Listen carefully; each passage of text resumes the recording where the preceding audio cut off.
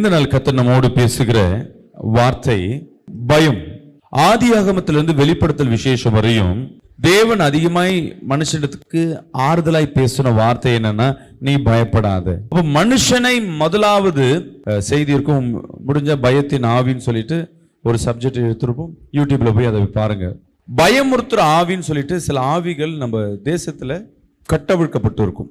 எப்படி ஒரு மிலிட்டரியில ஒவ்வொரு ஆப்ரேஷனுக்கும் ஃப்ளைட் ஓட்டுவதற்கு, சின்ன பீரிங்கி உடைய சுடுவதற்கு, சின்ன துப்பாக்கி சுடுவதற்கு, பாதுகாப்பதற்கு, இப்படி எப்படி ஒவ்வொருத்தருக்கும் ஒரு ஆளை வைத்திருக்கிறார்களோ, அதே போல தேவன் நம்ம தேசத்துல விடுதலை கொடுப்பதற்காக ஒவ்வொரு தூதர்களை வைத்திருக்கிறார்.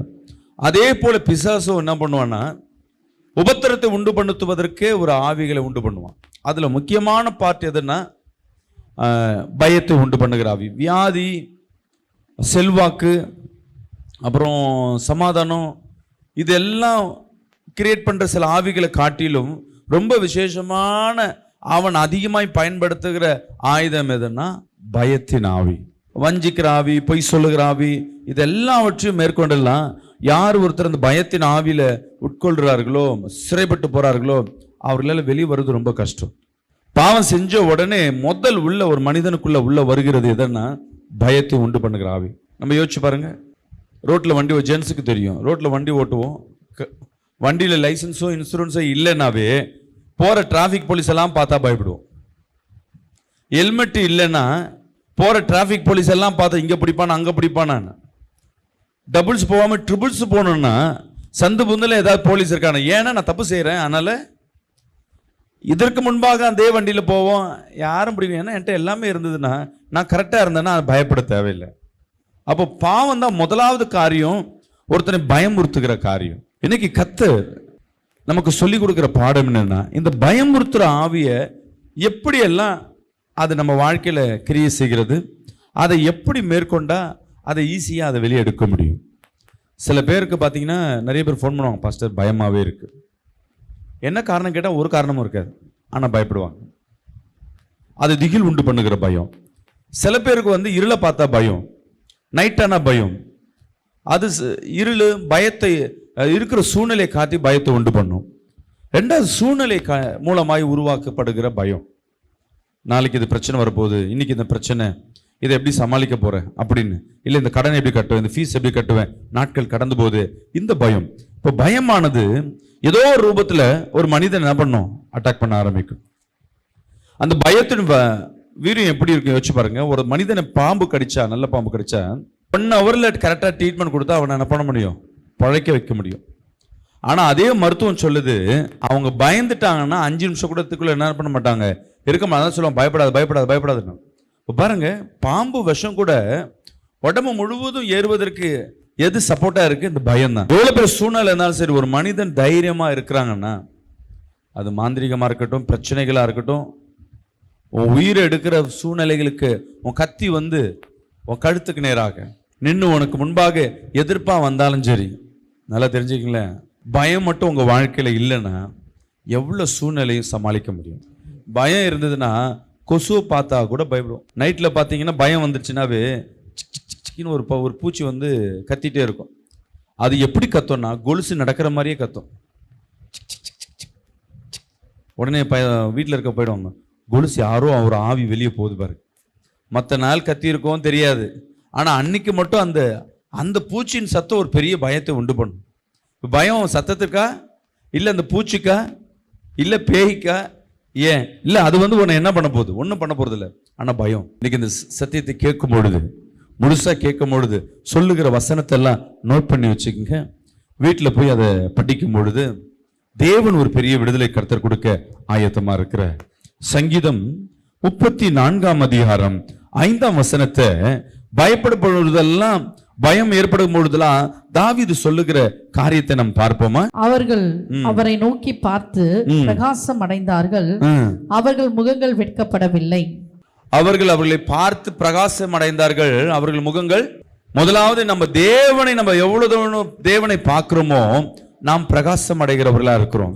பிசாசுக்கு பயப்படுறோம், இருளுக்கு பயப்படுறோம், சூழ்நிலைக்கு பயப்படுறோம்னா என்ன அர்த்தம்னா, நீ பலனற்று போயிட்டீங்க, உங்க வாழ்க்கையில வெளிச்சம் இல்லாதபடி போகிறது, தைரியம் இல்லாத போகிறது. எப்போ தைரியம் வரும்னா, தேவனுடைய அருகரகங்கள், தேவனுடைய கிருபை உனக்குள்ள இருக்குன்னா அந்த பயம் உன்னை விட்டு நீங்கும். சங்கீதம் 34 அதிகாரம் 1 நாம் வாசிப்போம். கர்த்தரை நான் எக்காலத்திலும் ஸ்தோத்தரிப்பேன். தாவீது சொல்லுகிறான், நான் கர்த்தரை எக்காலத்திலும் நான் ஸ்தோத்தரிப்பேன். அவர் துதி எப்போதும் என் வாயில், அவர் துதி எப்பொழுதும் என் வாயில் இருக்கும். கர்த்தருக்குள் என் ஆத்துமா மேன்மை பாராட்டும். கர்த்தருக்குள் என் ஆத்துமா மேன்மை பாராட்டும். சிறுமைப்பட்டவர்கள் அதை கேட்டு மகிழ்வார்கள். சிறுமைப்பட்டவர்கள் அதை கேட்டு மகிழ்வார்கள். என்னோட கூட கர்த்தரை மகிமைப்படுத்துங்கள். என்னோடு கூட கர்த்தரை மகிமைப்படுத்துங்கள். நாம் ஒருமித்து அவர் நாமத்தை உயர்த்துவோமாக. நாம் ஒருமித்து அவர் நாமத்தை உயர்த்துவோமாக. கர்த்தரை தேடினேன், நான் கர்த்தரை தேடினேன். அவர் எனக்கு செவி கொடுத்து, அவர் எனக்கு செவி கொடுத்து என்னுடைய எல்லா பயத்துக்கும்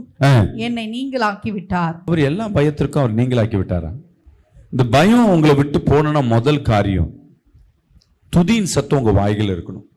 வேதத்தில் அநேக இடங்களில் சொல்லப்பட்டிருக்கு, அநேக கட்டுகள் உடைக்கிறதுக்கும் பிசாசுகளை துரத்துவதற்கும் உன் சூழ்நிலை மாறுவதற்கும் ஈஸியான வழி எதுனா உங்க வாயை திறந்து துதிச்சா போதும். யார? தேவனை. நீங்க தேவனை எவ்வளவா வாயை திறந்து துதிக்கிறீங்களோ அந்த இடத்துல உன் கட்டுகள் உடையும். இன்னைக்கு விசேஷமா தாவீது தெளிவா சொல்றாரு, நான் பயத்துல இருப்பேன்பா, எனக்கு சுத்தி பிரச்சனை இருக்கும், நான் பார்த்து பயந்தாலும் நான் செய்கிற ஒரே காரியம் எப்போ என் பயம் என்னை விட்டு போவேன்னா நான் தேவனை துதிப்பேன், முடிஞ்சா என் ஜனங்களோடு சேர்ந்து தேவனை துதிப்பேன். உங்க வாழ்க்கையில இருக்க பயத்தின் ஆவியை துரத்தணும்னா நீங்க சபையில வந்து துதிக்கணும். எப்ப துதிக்கணும்? துதிகளின் மத்தியில் வாசம் செய்கிற தேவன் சொல்கிறார், எங்க 2 பேர் 3 பேர் ஒருமனப்பட்டு என்னை துதிக்கிறார்களோ அந்த மத்தியில் நான் வாசம் செய்வேன் கர்த்தர் சொல்கிறார். இந்த டைம் தான் நீங்க மிஸ் பண்றீங்க. சபைகள்ல ஏன் லேட்டா வரீங்க? சபை ஊழியக்காரர் கேட்கும் பொழுது உங்களுக்கு அது அசட்டையா இருக்கும். நான் தான் சர்ச்சுக்குள்ள வந்துட்டேனே, எனக்கு இப்போதான் சமையல் முடிஞ்சது, இப்போதான் வேலை இருந்தது, இவங்களுக்கு தெரியாம வரேன், இல்லை இதெல்லாம் வேலை முடிச்சுட்டு வரேன்னு. நிறைய பேர் பார்த்தீங்கன்னா விடுதலை பெற்றவங்களாம் பார்த்தீங்கன்னா காலையில் 5 மணிக்கு சர்வீஸில் போய் உட்காருவோம், 7 மணிக்கே சர்வீஸ். சர்ச்சு ஆரம்பிக்கும் பொழுது முதல் நான் உட்காரணும்னு ஆசைப்படுவாங்க. யாரெல்லாம் அந்த முதல் எடுத்து உட்காரணும்னு ஆசைப்படுறீங்களோ அவங்க வீட்டில் பார்த்தீங்கன்னா நெருக்கம் சூழ்நிலை எல்லாம் வரும், ஆனாலும் அதை மேற்கொள்ள முடியும். இடையில வந்து நம்ம உட்கார்றது என்ன பிரச்சனைன்னா, எங்கே கர்த்தர் உனக்கு வல்லமையை கொடுக்குற அந்த வல்லமையை நீங்க இழந்து போறீங்க. நீங்க வாயை திறந்து துதிக்கணும். துதிக்கிற டைம்ல நீங்க சர்ச்சுக்குள்ளேயே இல்லை, அதை நான் தெரிஞ்சுக்கங்க. நல்லா சினிமா பாட்டை போட்டோன்னா நல்லா பாடுவோம். சினிமாவுக்கு டிக்கெட் வாங்க போகும்போது சின்ன வயசுல பார்த்துருக்கேன். நான் சின்ன வயசுல அதிகமாச்சும் எங்க அப்பா சினிமாவுக்கு என்னை கொண்டு போனதுன்னு பார்த்தீங்கன்னா 4 படம் 5 படம் என் லைஃப்லேயே வந்து 4 வாட்டி 5 வாட்டி தான் சினிமாவுக்கு போய் சினிமாவை பார்த்துருப்போம். ஏன் எங்கள் அப்பா கூட்டு போகலன்னா பரிசுத்தத்துக்காக இல்லை, காசு இல்லை, இட்டுன்னு போகல. விவரம் தெரிஞ்சுதான் ஒரு 4-5 படத்துக்கு நாங்கள் போனது. நாங்கள் போக ஆரம்பிச்சதுக்கப்புறம் ரசிக்கப்பட்டாச்சு, அதுக்கப்புறம் சுத்தமாக போகிறது இல்லை. அந்த சினிமாவுக்கு போகும்பொழுது முதல் சீன் பேரு கூட என்ன பண்ணக்கூடாது, மிஸ் பண்ணக்கூடாது. ஓப்பனிங் எடுத்த உடனே ஹீரோவோ ஹீரோயினோ முதல் இன்ட்ரடக்ஷன் சீன் வரும்போது முதல்ல இருந்து போடணும். டிக்கெட் கொடுக்கும்போது படம் ஆரம்பிச்சிச்சா ஐயோ பாதி போயிடுச்சாமே, கால்வாசி போயிடுச்சாமே, ஓப்பனிங் சீன் சூப்பரமா இருக்குமே, இதெல்லாம் வாசல்ல பேசிட்டே இருப்பாங்க. ஒரே ஒரு எப்பயோ வருஷத்துக்கு ஒரு மாதிரி சினிமா கிட்டுன்னு போவாரு, கண்டிப்பா லேட்டா தான் கூட்டு போவார். அதுக்குள்ளே எங்க வீட்டுல தின்னு ஒரு படத்தையாவது ஒழுங்காக காட்டுறீங்களா? இப்பெல்லாம் டிவி கிடையாது. இன்னும் கூட பாத்தீங்கன்னா எதுக்கு லேட் ஆனாலும் சரி சினிமாவுக்கு கரெக்டா போய் உட்காந்துருப்போம். நம்ம இப்ப சபைக்கு வரதுனால சினிமாக்கு போகாம இருப்பீங்க, போறவங்களை கேட்டு பாருங்களேன், புது படத்துக்கு கரெக்டா போய் உட்காருவோம். அவனுக்கு அது மேல ஆர்வம் உண்டு. நான் பணத்தை செலவழிக்கிறேன், அதனால முதல்ல இருந்து பார்க்கணும், அது கரெக்டா பார்க்கணும் அப்படின்னு பணத்தை செலவழிச்சாச்சு, நேரத்தை கொடுத்தாச்சு, அது எனக்கு ரொம்ப முக்கியம் போறான். ஆனா நீங்களும் நானும் யோசிச்சு பாருங்களேன், எதுலையுமே லாக்கி இல்லை. தேடி ஓடி வரும். ஆராதனை வேலை தான் வந்து வசனத்தை மீண்டும் படிங்களே 34:1 எவ்வளவு தாவீது எவ்வளவு அழகா சொல்கிறார். கர்த்தரை நான் எக்காலத்திலும் ஸ்தோத்தரிப்பேன், கர்த்தரை நான் எக்காலத்திலும் ஸ்தோத்தரிப்பேன், அவர் துதி எப்போதும் என் வாயில், அவர் துதி எப்பொழுதும் என் வாயில் இருக்கும்.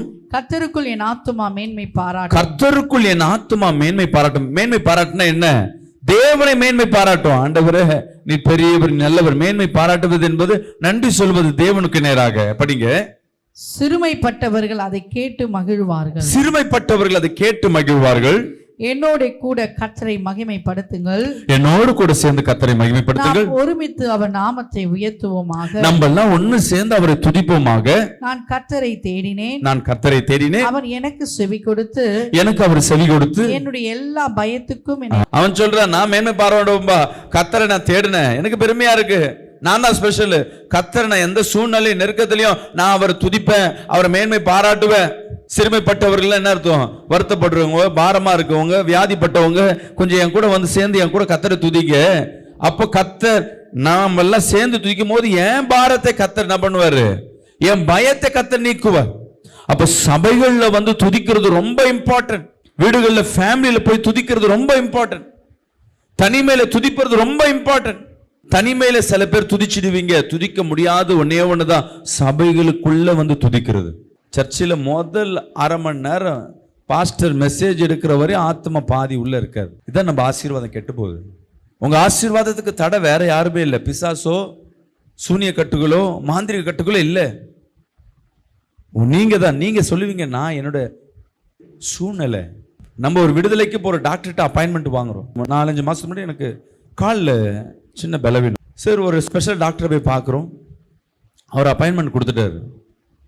எப்படின்னா 2 நாளுக்கு முன்னாடி அப்பாயின்மெண்ட் வாங்கிடணுமா. ஸோ 11 மணிக்கு கூப்பிட்டாருன்னு சொல்லிட்டு 11 மணிக்கு நான் போயிட்டு நின்ட்டோம். எங்களோட டோக்கன் நம்பர் வந்து 25. ஷார்ப்பாக போய் 11 மணிக்கு போய் நிற்கிறோம். எதுக்கு முன்னாடி போய் நிற்கணும்னு. ஃபர்ஸ்ட் டைம் போகிறோம், கால் அவர் லேட் ஆயிடுச்சு. எவ்வளோ நேரம்? அதுக்குள்ளே வேற ஒருத்தர் என்ன பண்ணிட்டாங்க, பார்த்துட்டு சார் உங்கள் டைம் அப்பாயின்மெண்ட் முடிஞ்சிச்சு சார், திருப்பி நீங்கள் அப்போ எப்போ வெயிட் பண்ணலாம் நாங்கள் வெயிட் பண்ணி பார்க்குறோம், பார்க்க விடல. அந்த டைமுக்குள்ளே வந்தால் தான் பார்க்க முடியும் சொல்லிட்டாங்க. திருப்பி 2 நாள் கழிச்சு அந்த வலி தாங்கி 2 நாள் கழிச்சு இந்த டாக்டருக்கு அப்பாயின்மெண்ட் எடுக்கிறோம். திருப்பி 2 நாள் கழிச்சு இப்போ என்ன பண்ணுறோம், போன வாட்டி என்னை பார்க்க விடல, இப்போ என்ன பண்ணுறேன், 11 மணிக்கு அப்பாயின்மெண்ட்டுன்னா 10 மணிக்கே நான் அங்கே போய் உக்காந்துட்டோம். அன்னைக்கு பாருங்க, 11 மணி ஆகி என்னோட டோக்கன் நம்பரு 15. 3ஆம் நம்பரு கூட என்ன பண்ணல, கிராஸ் ஆகல. நான் சொல்கிறேன், நான் 11 போன வாட்டி பார்க்க விடல, இந்த வாட்டி சீக்கிரமாக வந்துட்டேன், என் டைமுக்கு எனக்கு விடணும் இல்லை சார். டாக்டர் அப்படி தான் பொறுமையாக தான் பார்ப்பாரு. உங்களால் முடிஞ்சா பாருங்கள், இல்லை என்ன பண்ணுங்கள், வேறு ஹாஸ்பிட்டல் போடுங்க, இங்கே வந்து சண்டை போடாதீங்க. இப்போ வெளியே போகிறதா என்ன பண்ணுறது, கப்பு சிப்புன்னு உட்காந்துட்டு 1 மணிக்கு தான் அவருக்கு 11 மணிக்கு அப்பாயின்மெண்ட் ஆகி 1 மணிக்கு தான் பார்த்துட்டு அவர் கொடுக்குற மருந்தை வாங்கிட்டு வரும். எக்ஸ்ட்ரா 2 வார்த்தை டாக்டர்கிட்ட கேட்க முடியல. கேட்டால் அவர் கோவக்காரன். போகும்போது சொல்கிறாங்க, மொபைல் ஆஃப் பண்ணிவிடுங்க, ஹாஸ்பிட்டல் உள்ள மொபைல் ஆஃப் பண்ணியாச்சா. சர்ச்சு உள்ள சொல்லுவோம், மொபைல் எடுக்காதீங்கன்னு.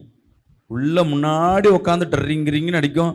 மற்ற எல்லா பேக்கும் பார்ப்பாங்க, தவிர உங்கள் பேக்கை பார்க்க மாட்டீங்க. டாக்டருக்கு பயப்படுறோம், ஒரு வாதியாருக்கு பயப்படுறோம். நம்ம தேவனுக்கு பயப்படாததுனால தான் உலகத்தில் இருக்க சத்ருவுக்கு பயந்து கொண்டிருக்கிறோம். நல்லா தெரிஞ்சுக்குங்க, தேவன் கண்ணுக்கு தெரியாதவர். அவர் உடனே பனிஷ்மெண்ட் கொடுக்குறாருன்னு வச்சுங்களேன், உடனே அற்புதம் செய்யறாருன்னா அவரை பார்த்து பயப்படுவீங்க. அவர் எப்போதும் பொறுமையா செய்கிறவரா. உடனே இன்னைக்கு தப்பு செஞ்சோமா, உடனே தண்டனை இல்லையா, அப்ப பயம் இல்லை, நம்மளை கண்டுக்காம விட்டாருன்னு கத்தர் வச்சு என்ன பண்ணுவாரு, கடைசியா மொத்தமா அவன் சோழியை முடிச்சு விட்டுருவாரு. கத்தருக்கு பயப்படணும். முதல்ல நீங்க எவ்வளவாய் கத்தருக்கு பயப்படுறீங்களோ, தேவன் உங்க பயங்களை அவர் நீக்குகிறவரா இருக்கிறார். அப்ப கத்தருக்கு பயப்படணும். அவர் சத்தியத்தை கேளுங்க. சபைக்கு முதலாவது உள்ள வந்து ஆராதனை வேலையில கலந்து கொள்ளுங்க. இன்னைக்கு கூட இங்க உள்ள உட்கார்ந்துருக்கும் 10-15 பேர் தான். ஆனா இந்த 10-15 பேர்ல எத்தனை பேர் 11 மணி பிரேயருக்கு உள்ள வந்திருப்பீங்களோ நீங்க மட்டும்தான் ஆசீர்வதிக்கப்பட்டவர்கள். 5 நிமிஷம் 1 hour லேட்டா என்ன சொன்னாலும் நீங்க கைவிடப்பட்டவர்களா தான் இருப்பீங்க. ஏன் பாஸ்டர்? தேவனை ஆராதிக்கும் போது அதுக்கு தான் உள்ள வரும். ஐயோ, கத்தர் முன்னாடி வந்துட்டு கத்தருக்கு பின்னாடி நம்ம உள்ள வரோம். அவர் உலகத்தை படைத்தவர், அவருக்கு அநேக வேலை இருக்கும். நீ ஜெபிக்கிற, நீ வரன்னு சொல்லி அவர் உள்ள வந்து உட்காந்துருக்காரு. நம்ம லேட்டா உள்ள வந்துட்டு அவர்கிட்ட ஆசீர்வாதத்தை வாங்க போறோம். ஒவ்வொரு விசுவாசியும் நல்லா தெரிஞ்சுக்கங்க, உலகத்துல உங்களுக்கு வருகிற பயத்தை நீக்குவதற்கு முதலாவது தேவனை துதிக்க ஆரம்பிக்கணும். அதுவும் எப்படின்னா, நல்லா துதிக்கணும், சபையோடு சேர்ந்து துதிக்கணும். நீங்க நல்ல நன்றி சொல்லி துதிக்க அந்த பயத்தின் சூழ்நிலை எப்படி மாறினே தெரியாது. வீட்டுல ஒரு சூழ்நிலை நெருக்கம் இருக்கா, பயமா இருக்கா, ஆலயத்துல வந்து ஜெபிக்க ஆரம்பிச்சிருங்க. ஜெபிக்கிறத காட்டி ஜெபம்னா நம்ப பண்ணுங்க, ஆண்டவரே என்னை காப்பாத்துங்க, ஆண்டவரே என்னை விடுதலையாக்குங்க. இந்த ஜெபம் இல்ல, நல்லா நன்றி சொல்லி துதிங்க. சபைக்கு வர முடியாத சூழ்நிலை, ஞாயிற்றுக்கிழமை, செவ்வாய்க்கிழமை, வெள்ளிக்கிழமை சபை இருக்கு, என்ன பண்றது? வீட்டுல உட்காந்து நல்லா துதிங்க, நல்லா சவுண்ட் போட்டு. வேலையில டிராவல் பண்ணும்போது நல்லா ஹெட்போன் போட்டு ஜெபம் பண்ணிட்டு போங்க. ஃப்ரீயா இருக்க நேரம் ஒரு பாடலை பாடுங்க. ரொம்ப பயமா இருக்கா, 5 பாடல் அன்னைக்கு நான் பாட போறேன்னு சொல்லுங்க. எத்தனை பாடல்? 5 பாடல். பாடலை கேட்கறதுனால, பாடலை கண்ணில் பார்க்கறதுனால உன் வாழ்க்கையில மாற்றங்கள் ஏற்படாது. உங்க வாயை திறந்து இந்த உதடுகளினால் சத்தங்கள் வெளியே வரணும். அந்த உள்ளத்திலிருந்து, சிந்தனையிலிருந்து என்ன பாடுறோம், தேவனை ஆராதிக்கிறோம் என்ற அந்த உணர்வு, வைராக்கியத்தோடு அந்த பாடல் உங்க நாவுகள்ல வருகிறது என்றால் உங்க பயங்களை கர்த்தர் மாற்றி போடுவார். இன்னைக்கு ஒரு தீர்மானம் எடுங்க. ரொம்ப பயத்தோடு இன்னைக்கு வந்திருக்கலாம், ஏதோ ஒரு சூழ்நிலை உங்களை பயப்படுத்தி கொண்டிருக்கலாம், கடன் பிரச்சனை, நெருக்கம் எல்லாம். அந்த டைம்ல 5 பாடல் நான் பாடணும். எத்தனை பாடல்? 5 பாடல். என்னை விட்டா ஒரு பாடலே 1 மணி நேரம் பாடுவேன் நான். திருப்பி திருப்பி திருப்பி. அப்ப 5 பாடல் பாடினா 5 மணி நேரம் கூட நான் பாடலாம்.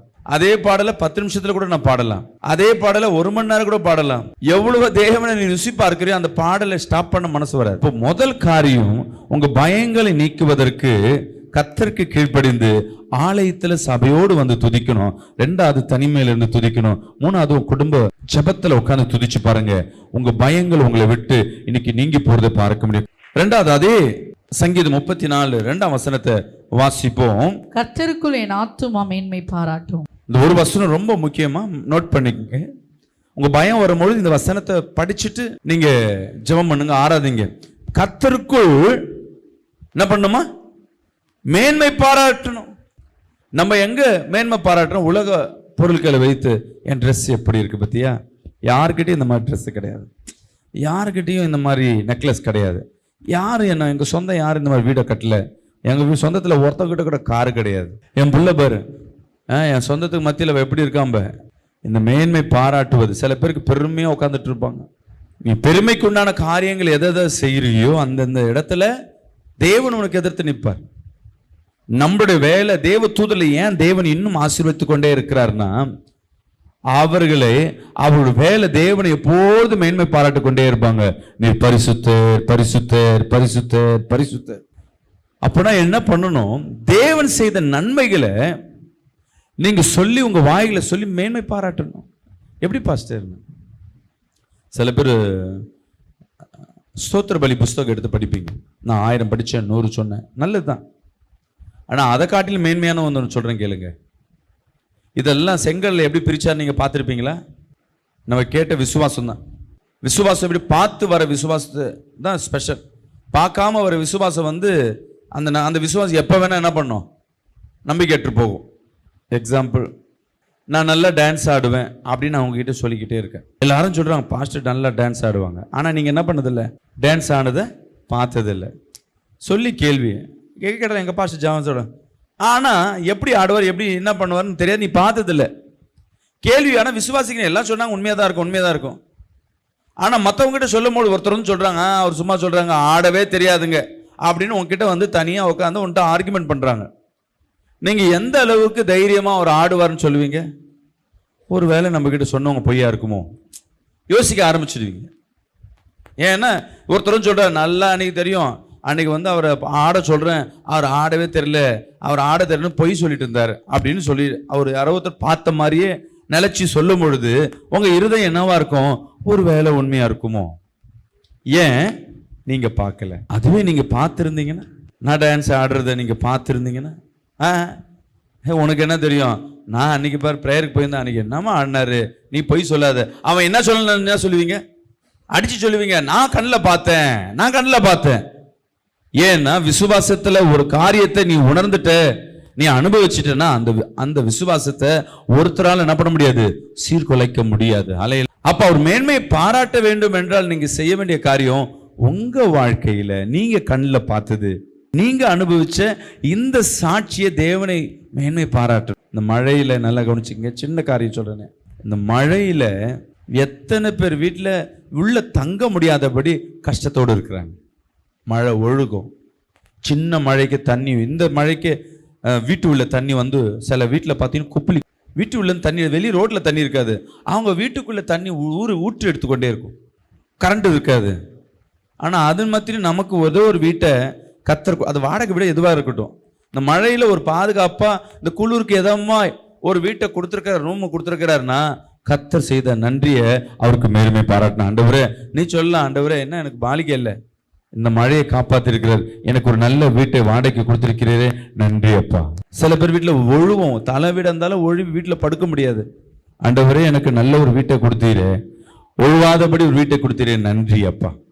இந்த மழையில வேலை இருக்காது, 2 நாளா நிறைய பேருக்கு பிசினஸ் இருக்காது, வேலை இருக்காது.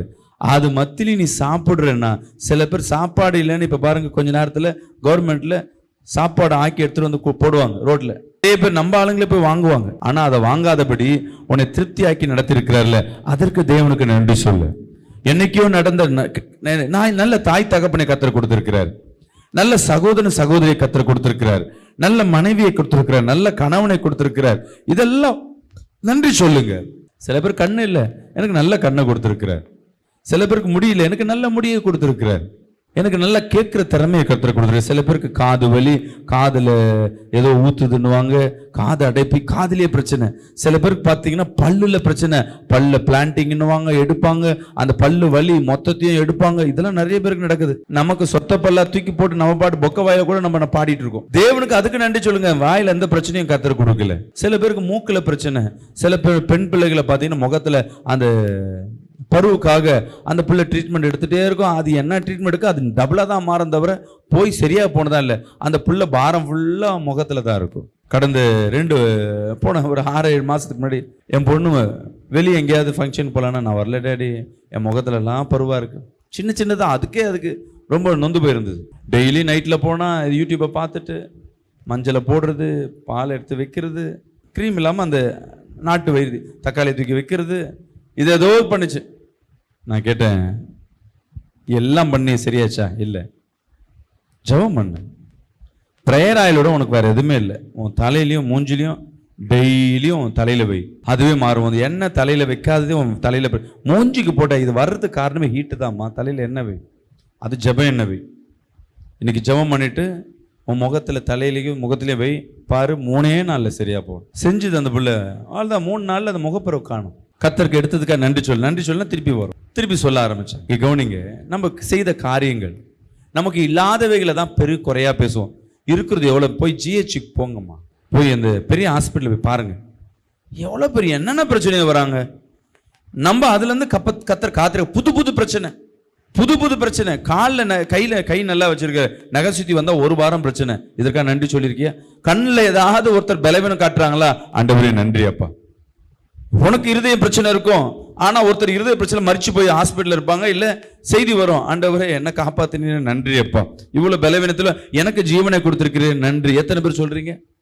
நீங்க எவ்வளவு நேரம் தேவனை துதித்து 2வது அவரை மேன்மை பாராட்டுறீங்களோ, அந்த வேலையில உன் பயத்தை கத்த நீக்கி போடுவார். உன் பாடுகிற வேலை, ஜெபிக்கிற வேலை, மெயினான காரியம் நன்றி சொல்லுவது. அந்த நன்றி எங்கன்னா உங்க வாழ்க்கையில செய்த நன்றிகள். நீங்க வேணா செய்தியை கேளுங்க. நான் ஒரு வாரத்துக்கு 4 செய்தி கொடுக்குறோம். 4ம் வித்தியாசமா தான் இருக்கும். ஆனா 4 செய்தியிலையும் என்ன சாட்சியை தான் ஒன்று சொல்லுவேன். அப்ப எங்க வாழ்க்கையில் ஏதோ ஒரு சாட்சி, என் தேவனை மேன்மை பாராட்டி கொண்டே இருக்கிறேன். துன்பம் துயரங்கள் வந்தாலும் அது நமக்கு முன்பாக காட்டிலும் நன்மையை செய்த தேவனுக்கு நீங்க நன்றி சொல்ல உங்க பயமுறுத்துகிற ஆவி உன்னை விட்டு ஓடி போகும். விசுவாசம் ஏன் நன்றி சொல்லுனா தேவனுடைய பார்வையும் செவியும் உன்னை நோக்கி ஓடி வரும். எல்லாரும் ஜெபம் பண்றாங்க, ஆனா நீங்க மட்டும்தான் நன்றி சொல்றீங்க. நல்லா கவனிங்க, நீங்க மட்டும்தான் அவர் மேன்மை பாராட்டுறீங்க. எல்லாரும் கேட்கிறாங்க. இங்க பாருங்க, இந்த அரசியல்வாதி வரும்பொழுது எல்லாரும் அரசியல் கிட்ட அவர்கிட்ட உதவி மனுக்கா வெயிட் பண்ணுவாங்க. அந்த அரசியல்வாதிக்கு அவங்க கிட்ட கண்ணு போகாது. யாருக்கிட்ட அவன் கண்ணு போகன்னா, தன்னை மேன்மை பாராட்ட ஒருத்தர் உட்கார்ந்துருப்பான் பாருங்க, அவன் மேல அந்த மேன்மை என்ன பண்ணும், கண்கள் போகும். அவனை கூப்பிட்டு என்ன பண்ணுவாங்க, அவனுக்கு கொஞ்சம் கூட வச்சுக்கப்பா அப்படின்னுவாங்க. தேவனை நம்ம பக்கம் வலிக்கணும்னா அவரை மேன்மை பாராட்டணும். உன் பயம் போகணும்னா பெரியவர் உனக்குள்ள வர வேண்டும். பெரியவர் கண்ணும் அவருடைய செவியும் உன்னை நோக்க வேண்டும். ஒரு நேர்கோட்டில் உன்னை பார்த்தா மட்டும் போதாது, உன் வார்த்தையின் சத்தத்தை கேட்கணும். உன் செவி சத்தத்தை எப்ப கேட்பார்னா உங்க வாய்கள் இருந்து நன்றி சொல்லணும். பெருமையா சொல்லுங்க, எனக்கு கர்த்தர் நல்லா வச்சிருக்கிறாரு. மழையில உங்க வீட்டுல கஷ்டமா தான் இருக்கும், ஆனா வாயில சொல்லும் பொழுது மற்றவங்களுக்கு முன்பாக உன்னை நல்லா வச்சிருக்கிறாருல, என்ன நல்லா தாங்க வச்சிருக்கிறாரு. என் கணவன் சரியில்லை தான், ஆனா நல்லா தான் வச்சிருக்கிறாரு. என் புள்ள சரியில்லை தான், ஆனா என்ன நல்லா தான் வச்சிருக்கிறாரு. கர்த்தர் என்ன சூப்பரா வச்சிருக்கிற. நான் ஜெபிக்கிற ஜெபத்திற்கு கர்த்தர் நல்லா பாத்துக்கிற. நீ ஒவ்வொரு மனிதனுக்கு மத்தியில அவர் செய்த நன்மை, அவரை மேன்மை பாராட்டி பாருங்களேன், தேவன் உன் தலையை உயர்த்துவார். 3வது அவரை மகிமைப்படுத்தணும். 34:3 படிங்க. என்னோடு கூட கர்த்தரை மகிமைப்படுத்துங்கள். என்னோடு கூட கர்த்தரை மகிமைப்படுத்துங்க. நாம் ஒருமித்து அவர் நாமத்தை உயர்த்துவோமாக. மேன்மை பாராட்டுவது வேற, மகிமைப்படுத்துவது வேற, 2 விஷயம். ரோமர் 3:23 எல்லாரும் பாவம் செய்து தேவ மகிமை அற்றவர்களாகி இலவசமாய் அவருடைய கிருபையினாலே கிறிஸ்து இயேசுவில் உள்ள மீட்பை கொண்டு நீதிமான்களாக்கப்படுகிறார்கள், மாற்றப்படுகிறார்கள். அவர் கிருபையினால முதல் சொன்ன மகிமைப்படுத்தணும், மேன்மை பாராட்டணும். இப்ப அவரை மகிமைப்படுத்துவது ரொம்ப முக்கியம். துதிக்கிற பொழுதுதான் அவரை அதிகமா மகிமைப்படுத்த முடியும். ஒரு நல்லவருங்க. எந்தெந்த நேரங்கள்ல அவரை உயர்த்தி பிடிக்கிறோன்றது ரொம்ப முக்கியம். ஒரு ஸ்டேஷன்ல ஒரு சைதாப்பேட்டை ஏரியாவில் ஒரு டைம் சண்டை, ரோட்டில் சண்டை நடக்குது. 2 சகோதரி சண்டை போட்டுக்கிறாங்க, அடிச்சுக்கிறாங்க. உடனே போலீஸ் கம்ப்ளைண்ட் பண்ணுறாங்க, போலீஸ்காரன் வராங்க. அதில் வந்த உடனே 2 பொம்பளையும் பார்த்து, ஏமா இப்படி பண்ணுற, சண்டை போட உனக்கு அறிவில்லையாமா? அதில் ஒரு அம்மா சொல்லுது, பிரைஸ் லாடையா, நான் சபைக்கு போகிற ஆள், நான் சண்டையே போட மாட்டேன், பாருங்க என்னையே இவன் வம்புக்கு எடுக்கிறா அப்படின்னு யார்கிட்ட சொல்ற? போலீஸ்காரன்ட்ட சொல்லுது. அந்த பொம்பளை சொல்லுது, அவளுக்கு 2 புருஷா இருக்கு, இது எங்க சபைக்கு போகுது, அவளை நம்பாதீங்கன்னா அங்க சொல்லுது. இவங்க 2 பேரும் சண்டையில யாரை எடுத்துட்டு வந்து விடுறாங்க உள்ள? போலீஸ்காரன் சொல்றான், நீ சர்ச்சுக்கா போற, உன் மூஞ்ச பார்த்தா தெரியல, சண்டை போட்டுன்னு இருக்கிய, சர்ச்சுக்கு போறனா வீட்டில் போய் ஒழுங்கா இருக்கணும், இங்க வந்து எதுக்கு ஏதாவது சொல்ற, எல்லாம் ஒண்ணுதான், வா வண்டியில ஏறுவா, ஸ்டேஷனுக்கு வா. இப்போ இந்த இடத்துல யாரு? இவங்க 2 பேரும் சண்டைக்கு என்ன பண்ணிட்டாங்க? நான் ஏசப்பா புள்ள, சபைக்கு போறேன், நான் சண்டையே போட மாட்டேன்னு சண்டையை போட்டுன்னு இருக்கு. அந்த ஆள் சொல்றேன், நீ சண்டை போட்டு தான் நான் தூரத்துல இருந்து பார்த்துட்டு தான் இருக்கிறேன்னு சொல்லிட்டே இருக்கும் போது அவங்க 2 பேரும் சண்டை போட்டுக்கிறாங்க. இவன் வாய் அடங்காதா, திட்டுறான். நம்ம தேவனை உயர்த்துறோமோ இல்லையோ, அநேக இடங்கள்ல அவரை இன்சல்ட் படுத்துறோம். எல்லா வசனத்தையும் இருக்கும். 3வது ஒரு இன்ஸ்டாகிராமில் ஸ்டேட்டஸ் வரும், சினிமா பாட்டு, வசனத்தையும் வைப்பேன், இதையும் வைப்பேன். உங்களை ஒருத்தர் பார்க்குறாங்கன்னா, கிறிஸ்துவ பிள்ளை, ஜெபிக்கிற பிள்ளை, அவங்களோட பார்வையெல்லாம் கிறிஸ்து தான் தெளிப்படுவார். இடையில உங்களுக்குள்ள இருக்க சுயம் ஆசைகள் வெளிப்பட்டு வேற ஒன்று வெளியே காட்டுறீங்கன்னா, கிறிஸ்து மறையப்பட்டு அது வெளியே தெரிய ஆரம்பிக்கும். அப்போ தேவனை மகிமைப்படுத்தல, உங்கள் வாழ்க்கைகள் தான் தேவனை மகிமைப்படுத்தும். நல்லா தெரிஞ்சுக்கங்க. அவரை மேன்மை பாராட்ட முடியும் வாயை திறந்து, எப்போ வேணா அவரை துதிக்கலாம். ஆனால் அவரை மகிமைப்படுத்துறது உன் வாழ்க்கையில தான் முடியும். சர்ச்சில் போய் மாதா ஃபோட்டோவுக்கும் இயேசு ஃபோட்டோவுக்கும் பொன்னாடை போடுறது, மெழுகுவத்தி கொளுத்துறது, இது மகிமை கிடையாது. தேர் ஊர் ஃபுல்லாக தூக்கிட்டு போகிறது மகிமை கிடையாது.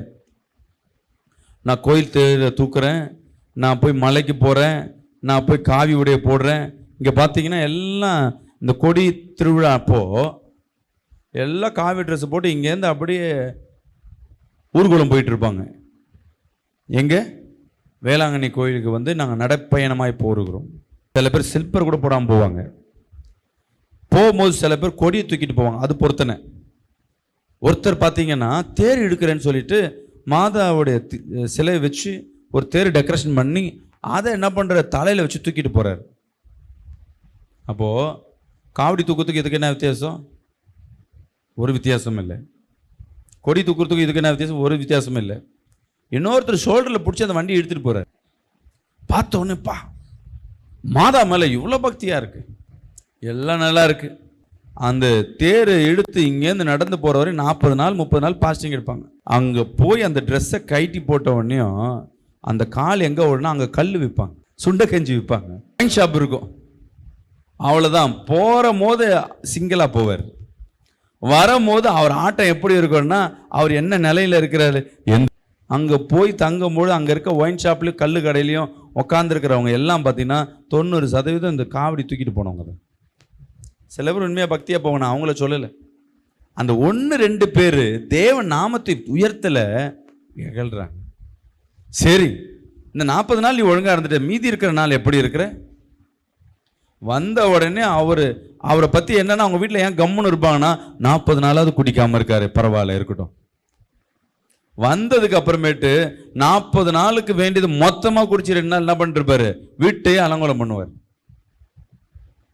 சரி, இவர் தான் அப்படின்னா இந்த அம்மா கதை எடுத்தீங்கன்னா, அந்த அம்மா வாயை திறந்தாவே பொய் பித்தலாட்டம், ஊரை ஏமாத்துறது எல்லாம்.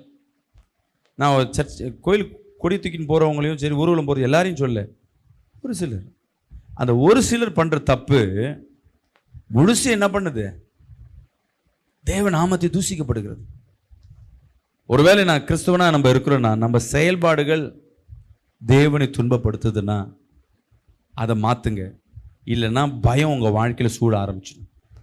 ஜெபம் பண்ணிட்டு சபைக்கு வந்துட்டு நீ கொடுத்த வாக்கை மீறுற, சபைக்குள்ளேயே வந்துட்டு சீட்டு போடுவாங்க, காசை வாங்குவாங்க, ஏமாற்றுவாங்க, வட்டிக்கு வருவாங்க. ஒரு அம்மா கொஞ்சம் தெளிவாக இருந்து நல்லா பேசினா போதும், அவங்ககிட்ட உடனே எனக்கு 1000 ரூபா கூட, 2000 ரூபா கஷ்டத்தில் இருக்கேன், நாளைக்கு கொடுத்துரு, நாளைக்கு கொடுத்துரு.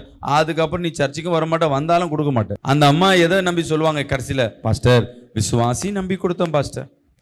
விசுவாசின்னா என்ன அர்த்தம்? அங்க பின்னாடி இயேசு இருக்கிறார். உங்க செயல்பாடுகள், உங்களுடைய காரியங்கள்ல எது எது தேவனை உயர்த்துகிறது, எது எது தேவனை இகழ்கிறது. ஒருவேளை தேவனை உயர்த்தலைன்னா கூட பரவாயில்ல, மகிமைப்படுத்தலைன்னா கூட பரவாயில்ல, இகழாம இருந்தா முதல் நல்லது. அதை பார்த்து கொள்ளுங்க.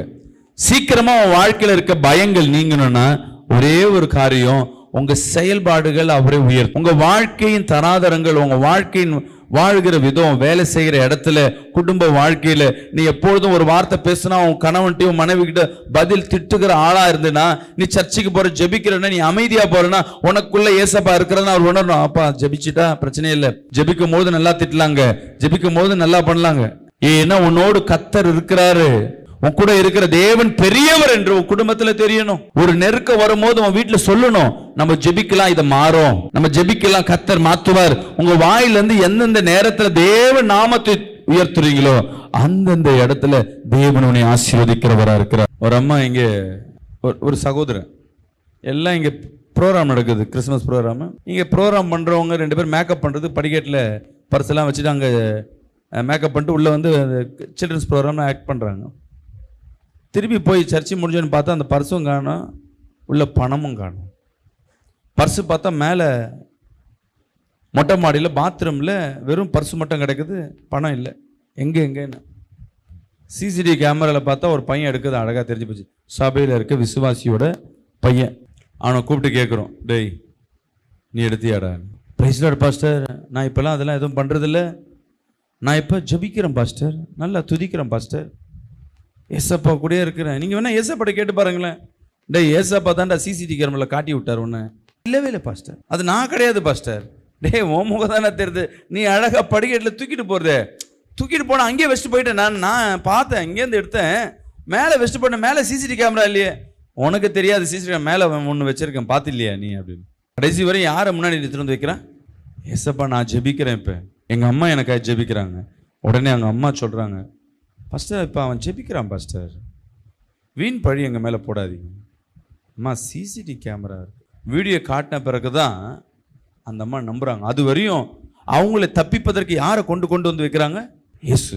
இதில் எந்த இடத்துல இப்போ அவங்களுக்குள்ளே இருக்கிற இயேசு மேலே வெறுப்பு வருமா, இல்லை அவங்க பயன்படுத்துகிற இயேசு பேரையும் வீணடிக்கிறது. இது ஒரு காரியம்.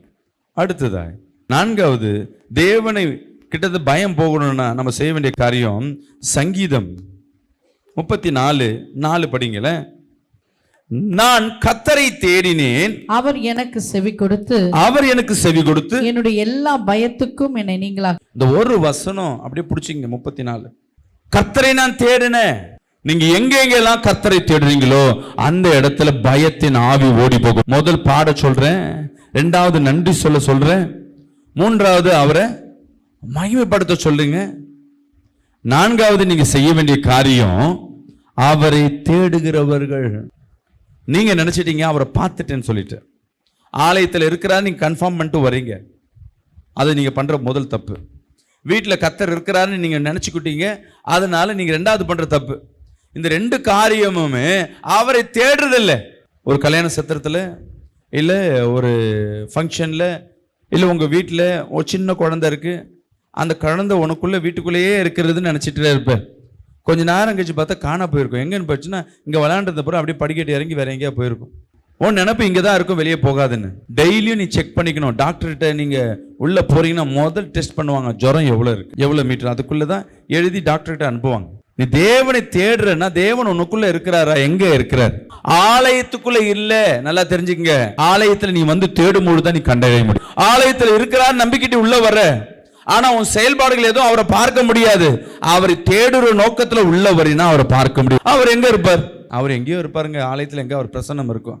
நீ அவரை தேடினா அவரை கண்ணில் பார்க்க முடியும். அவரை தேடினா அவர் சத்தங்களை நீ கேட்க முடியும்.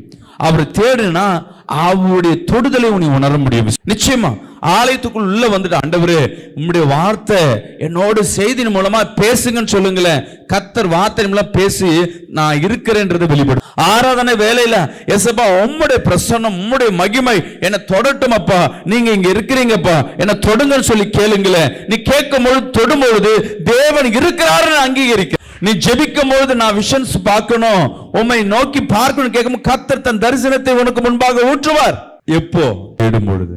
நம்ம ஜெபம் எல்லாம் சாப்பிடும் போது ஆண்டவர் சாப்பாடு கொடுத்ததுக்கு நன்றி அப்பா, அப்போ இந்த நாள் எந்திச்சு அவ்வளோதான். அவர் ஜெபத்தை கேட்குறாரா இல்லையா? உன்னை பொறுத்தவரை எனக்குள்ள என் வீட்டில் இருக்கிறாரு. உங்கள் வீட்டில் பண்ணுற செயல்பாடுகள்லாம் சண்டை சச்சரவு, டிவி ஓடுறது எல்லாமே பாவமாக இருக்கு. கர்த்தர் எப்படி உங்களுக்குள்ள இருப்பாரு? நீ பண்ற சின்ன ஒரு 5 நிமிஷம் ஜெபத்துல கர்த்தர் டக்குன்னு உள்ள வந்துட்டு டக்குன்னு வெளியே போயிடுவாரா? இல்ல, நீ பாடல் சினிமா பார்க்கும் பொழுதும் வீட்டுல சண்டை போடும் போது கர்த்தர் உனக்குள்ள அங்க இருக்கிறாரு நினைக்கிறீங்களா? இல்ல. அப்புறம் நீ எப்ப சண்டை போட்டியோ, எப்ப டிவி பார்த்தியோ, அப்பயும் அவர் உன்னை விட்டு போயிட்டாரு வீட்டை விட்டு. மீண்டும் கர்த்தர் உனக்குள்ள வரும்போது தேடணும்.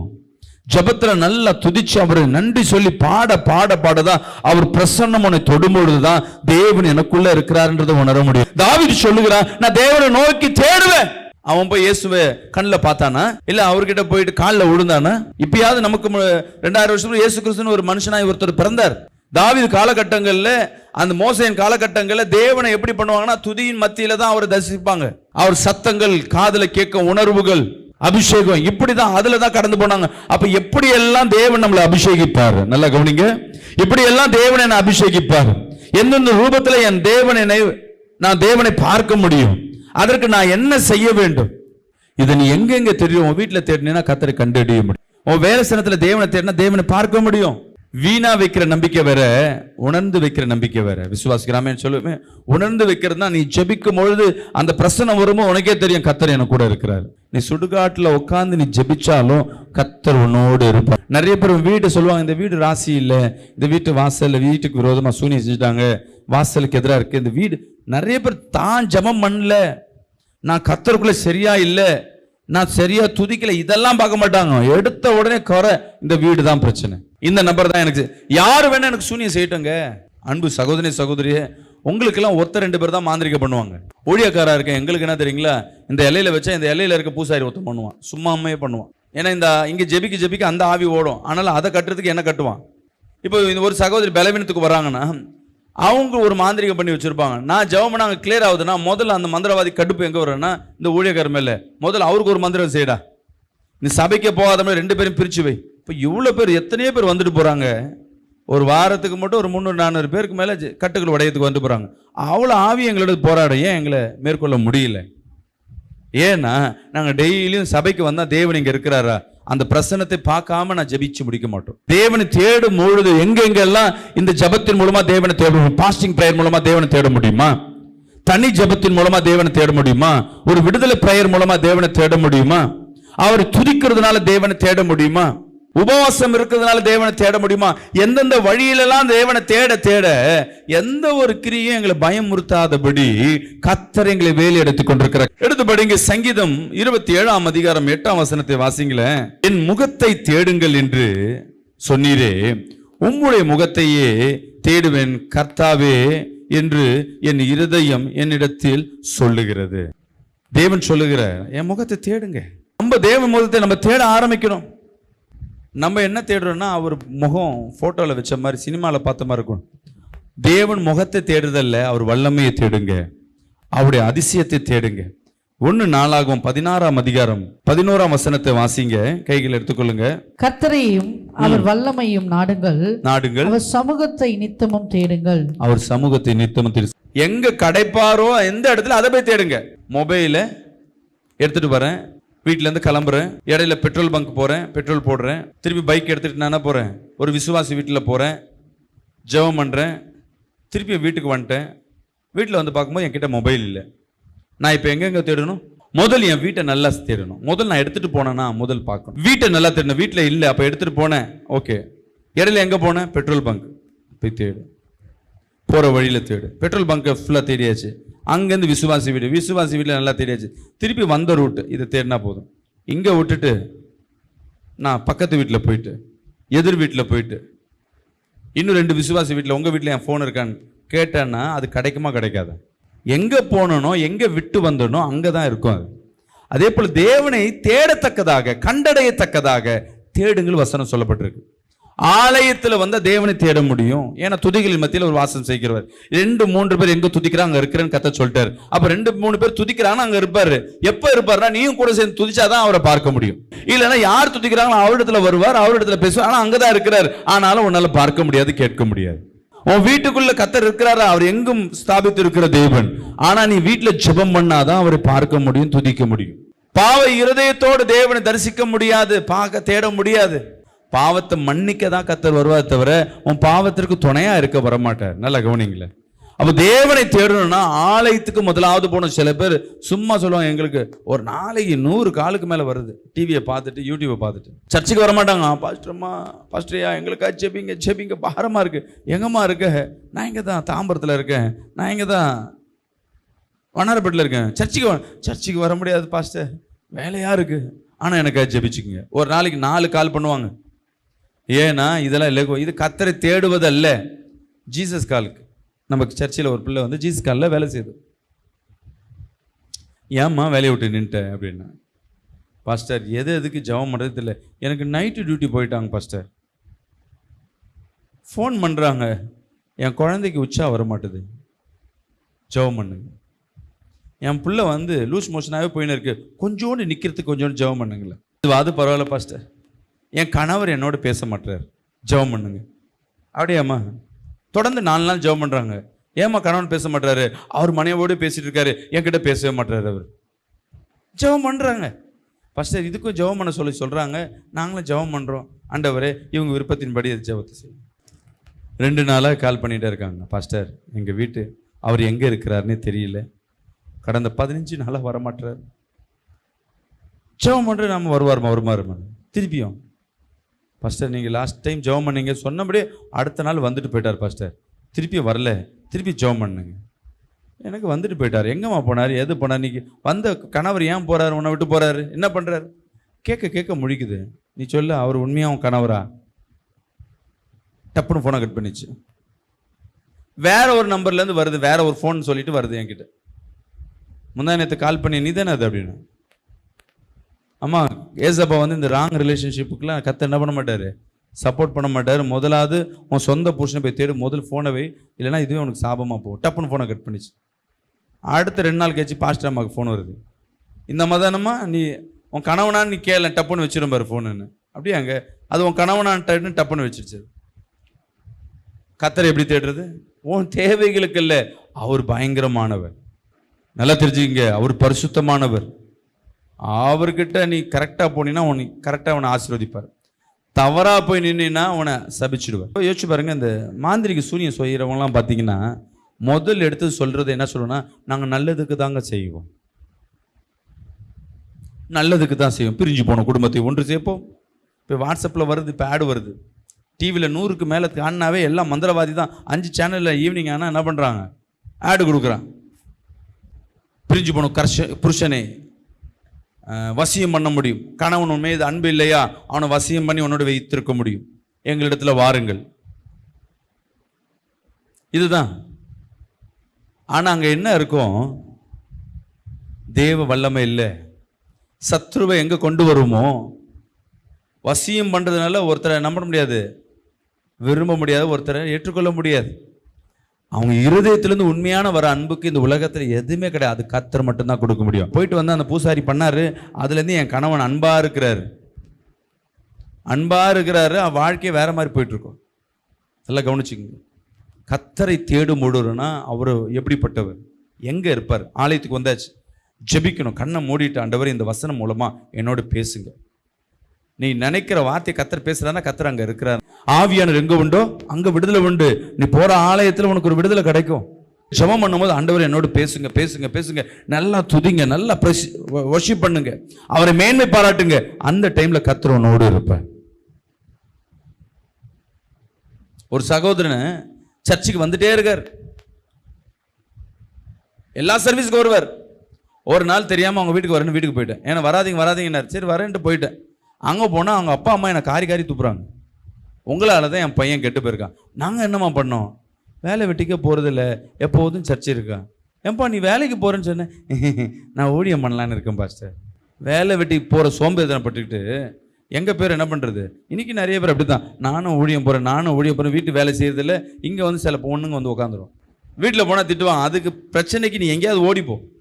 வீட்டில் பெண்கள் உன் கணவனை ஸ்நேகிக்காம, உன் குடும்பத்தில் ஒரு பெருக்கிறதில்ல, ஒரு காஃபி போடுறதில்ல, ஒரு வேலை செய்யறதில்ல, ஆனா உன்னா ஊழியன்னா இங்க தேவன் நாமம் தூசிக்கப்படுமா உன் மூலமா? சண்டே ஆனா நான் ட்ராக்ஸ் கொடுக்க போயிடுறேன். 6 மணிக்கு மேலே வீட்டில் எல்லாம் ரோட்டில் இருக்கவங்க ட்ராக்ஸ் கொடுப்பேன். உன் வீட்டை க்ளீன் பண்ணியா, வீட்டை பெருக்கினியா, சமையல் ஆக்கினியா? வீட்டில் சமையல் ஆக்கியிருக்க மாட்டேன், வீட்டை பெருக்கி இருக்க மாட்டேன், எதுவும் பண்ணியிருக்க மாட்டேன். ஆனால் ஊழியம் செய்கிறேன். ஆனால் உங்கள் வீட்டில் இருக்கவங்களுக்கு தெரியும் நீ வேஸ்ட்டு. நீ பண்ணுற ஊழியம் அவங்களுக்கு உபத்திரமா இருக்கும். அது தேவன் நாமத்தை என்ன பண்ணாது, பிரஸ்தாபப்படுத்தாது. வசனம் சொல்லுது, முதல்ல உன் குடும்பத்தை கட்டு, அதுக்கப்புறம் என்ன பண்ணு, ஊழியத்தை செய்ய ஆரம்பி. தேவனை என்ன பண்ணணும், தேடத்தக்கதாய் நீ ஆலயத்துக்கு செல்ல வேணும். இன்னைக்கு கேட்ட காரியங்கள் எல்லாம், இந்த 5 காரியங்கள் உங்க வாழ்க்கை, இந்த 4 காரியங்களை இருதயத்தில் பிடிச்சிக்கங்க. என் செயல்பாடுகள் தேவனை தேடுகிறதா, நான் துதிக்கிறேனா, அவருக்கு நன்றி சொல்லுகிறேனா, இதெல்லாம் செய்ய செய்ய உன் பயம் உன்னை விட்டு நீங்க. ஒருவேளை இன்னைக்கு பயந்து போய் வந்திருக்கலாம், ஒருவேளை இன்னைக்கு திகைத்து போய் வந்திருக்கலாம். இந்த வேளையில தேவ பிரசன்னம் உங்களை தொடுகிறது. கண்களை மூடுவோமா? நேரில் பார்த்து கொண்டிருக்கிற நண்பு ஜனமே, என் கூட சேர்ந்து துதிங்க, அப்பான்னு சொல்லி துதிங்க. வாய்களை திறந்து வாய்களை திறந்து வாய்களை திறந்து இயேசுவேன்னு சொல்லி துதிங்க. எல்லாம் வாய்களை திறந்து வாய்களை திறந்து, ஓ மகிமை இயேசுவே உமக்கு நன்றி அப்பா. அப்பா சொல்லுங்களேன், இயேசுவே உமக்கு நன்றி அப்பா. கண்களை மூடி எங்களோடு கூட சேர்ந்து எங்க 2-3 பேர் மத்தியில இன்னைக்கு உன் பயங்கள் நீங்க போகிறது. துதிங்க. துதிகளின் மத்தியில் வாசம் செய்கிற தேவன். நல்லா வாய்களை திறந்து அவரை ஆராதிங்க. இயேசுவே உமக்கு நன்றி அப்பா. அப்பா கோடான கோடி நன்றி அப்பா. இயேசுவேன்னு சொல்லி ஜெபிங்க. ஓ ராஷவா ஓ வரமா அந்தடாதடா ஜெபிங்க ஜெபிங்க. நல்ல கண்களை மூடி, நல்ல கண்களை மூடி, நல்லா துதிங்க துதிங்க. கண்களை மூடி. இன்னைக்கு உன் பயத்தின் ஆவிகள் வெளியேற போகிறது. நீங்க ஜெபிக்கும் பொழுது, நீங்க அவரை ஆராதிக்கும் பொழுது உன் உடம்பு முழுவதும், மாம்சம் முழுவதும் குழுங்க ஆரம்பிக்கும். தேவனால் அக்கினியால் நிரப்பப்பட ஆரம்பிக்கும். அந்த அக்கினி எரிய எரிய எரிய எங்கெங்கெல்லாம் பயத்தை உண்டு பண்ணுகிற ஆவிகள் ஒளிந்திருக்கோ அதெல்லாம் கட்டவிழ்க்கப்படும். ஜெபிக்கிற நீ, துதிக்கிற நீ, உன் வீடுகள்ல நீ துதிக்கிறனா, உன் வீடுகள்ல ஒரு விடுதலை கர்த்தர் கொடுக்கிறவரா இருக்கிறார். ஜெபிங்க ஜெபிங்க ஜெபிங்க. ஓ ரபா தடா தடா அந்தடா தடா ஜெபிங்க ஜெபிங்க ஜெபிங்க. இயேசுவே உங்க சமூகத்துல வந்திருக்கிறோம் அப்பா. உம்மை மேன்மை பாராட்ட வந்திருக்கிறேன், உம்மை மகிமைப்படுத்த வந்திருக்கிறோம் அப்பா. நீ பெரியவே ஆமென் சொல்லுங்களேன் அப்பா. இருந்தவரும் இருக்கிறவரும் வருகிறவருமா இருக்கிற சர்வ வல்லமை உள்ள என் தேவனாகி கர்த்தாவே, நீர் பரிசுத்த பரிசுத்த நீர் பரிசுத்த. நீ தள்ளாடும் பொழுது உன்னை தாங்கினேனே, யாரும் இல்லாத போது ஒதுக்கணும் போது நான் கூட வந்தேன், உதவி இல்லாத நேரத்தில் உதவி செய்தனே, பலவீனப்பட்ட நேரத்தில் பலவீனத்தை நான் போக்குறேன். எனக்கு ஒரு நன்றி சொல்லி இருக்கிறாயா? உன் வாயை திறந்து நன்றி சொல்லி இருக்கிறாயா? சொல்லுங்க. தேவ மகிமை ஒவ்வொரு வாழ்க்கையிலும் பயத்தை உண்டு பண்ணுகிற சூழ்நிலைகளையும், பயத்தை உண்டு பண்ணுகிற ஆவிகள் இருந்து போகட்டும் அப்பா. இந்த வேலையில ஒவ்வொரு வீட்டை விட்டு, ஒவ்வொரு நபரை விட்டு, ஒவ்வொரு சூழ்நிலை விட்டு பயத்தை உண்டு பண்ணுகிற ஆவியே அந்த சூழ்நிலைகளை எடுத்துட்டு ஓடி போகும். வனாந்தரத்துக்கு ஓடும்படியாக சொல்லுங்களேன். இயேசுவின் நாமத்துல சொல்லுங்க. பயத்தை உண்டு பண்ணுகிற ஆவியே, பயத்தை உண்டு பண்ணுகிற சூழ்நிலை உண்டு பண்ணுகிற ஆவியே, வல்லமையே, நீ விதைத்த விதையே எடுத்துட்டு ஓடி போகும். நரகத்துக்கு ஓடி, வந்து சுடுகாட்டுக்கு ஓடி போ. என் பிள்ளையை விட்டு ஓடி போகும், என் குடும்பத்தை விட்டு ஓடி போ. வாயை திறந்து சொல்லுங்க, கமாண்ட் கொடுங்க. ஓடி போ ஓடி போ ஓடி போ. நீங்க ஜெபிக்க ஜெபிக்க இந்த கட்டுகள் உங்களை விட்டு ஓடி போகும். இயேசுவின் நாமத்தில் ஜெபிக்கிறனால பிதாவே, ஆமென்.